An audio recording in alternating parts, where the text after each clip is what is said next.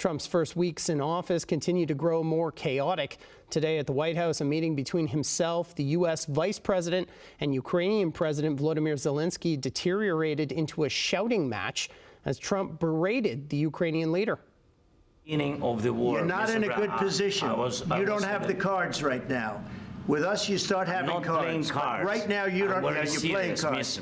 You're playing cards. You're gambling with the lives of millions of people. You're gambling with World War III. You're gambling with World War III. And what you're doing is very disrespectful to the country, this country, that's backed you far more than a lot of people said they should have. Have you said thank you once? This entire meeting? I'm talking about the kind of diplomacy that's going to end the destruction of your country. Yes, but if you Mr. President, with respect, I think it's disrespectful for you to come into the Oval Office and try to litigate this in front of the American media. Right now, you guys are going around and forcing conscripts to the front lines because you have manpower problems. You should be thanking the President for trying to bring an end to this conflict. Have you ever been to Ukraine that you say what problems we have? It happened during the final 10 minutes of a meeting in which Zelenskyy had planned to try to convince the White House to provide some form of U.S. backing for Ukraine's security against any future Russian aggression. The Ukrainian president left the White House without signing a U.S.-Ukraine critical minerals deal Trump had demanded. A planned lunch and press conference was canceled. After the meeting, Trump posting this statement, "I have determined that President Zelenskyy is not ready for peace if America is involved." He disrespected the United States of America in its cherished Oval Office. He can come back when he's ready for peace. Federal NDP leader Jagmeet Singh responding to this, saying he thinks Trump should not be allowed to attend the next G7 meeting in Canada. He writes, Zelenskyy is what courage looks like in these times. This is what it is to resist Donald Trump. He has no place as part of the next G7 meeting in Canada.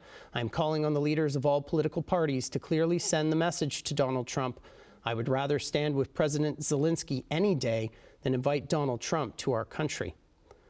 Also weighing in is Prime Minister Justin Trudeau, writing, Russia illegally and unjustifiably invaded Ukraine. Canada will continue to stand with Ukraine and Ukrainians in achieving a just and lasting peace.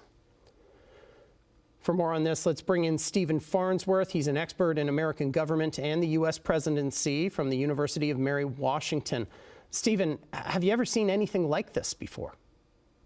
Well, this is really pretty unprecedented. If you look at the way that publicly leaders interact with each other, even enemies, or potential adversaries do not level this kind of verbal combat against each other. It's really extraordinary when you look at this and compare it to previous meetings with presidents and other leaders.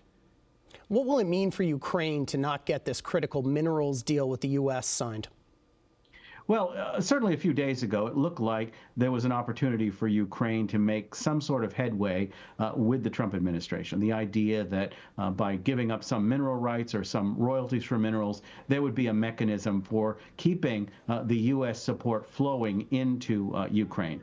It's going to be very difficult for Ukraine without that level of U.S. support. What the Ukrainians are going to have to look for, it seems pretty clear, much greater engagement from European allies, much greater support from European allies, much more military assistance. Will they get that or not? All indications are that the Europeans are ready to step things up. Will it be enough? That's going to be a crucial question going forward. Ever since this meeting, European leaders have been rallying around Zelenskyy, making statements online, and so have Canadian leaders. What do you think this could mean for NATO and American influence in Europe? Well, I think it's pretty clear that Donald Trump is not trying to get along all that much with allies, that he wants them to operate and view the world in his terms. And, of course, when they're not doing that, then you get the kind of combination hostility combat that you heard today. I think the dynamic for the U.S. is a reduced influence in Europe, and with respect to Canada, the same story for that NATO ally. It's not going to be an easy move for America to build and retain support across the countries of the G7 or across NATO with this kind of approach to Ukraine, which is a high priority item for an awful lot of NATO countries.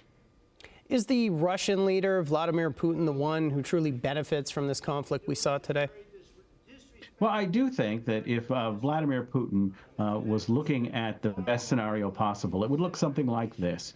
You have to recognize that the single biggest thing that Vladimir Putin is interested in, beyond the acquisition of Ukraine, is a breakup of the Western alliance or a weakening of it. And so when you see an environment where the United States not only turns on the Ukrainian president as the president of the United States did today, but also a very, very clear cleavage between U.S. views and views within NATO, within the G7, you're looking at something that's going to make Putin very happy.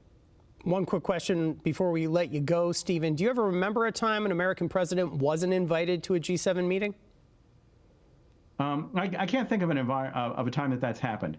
It has been the case that Trump has left G7 meetings early because he wasn't happy at potential communiques. I believe that was the last time there was one in Canada, a meeting in Canada.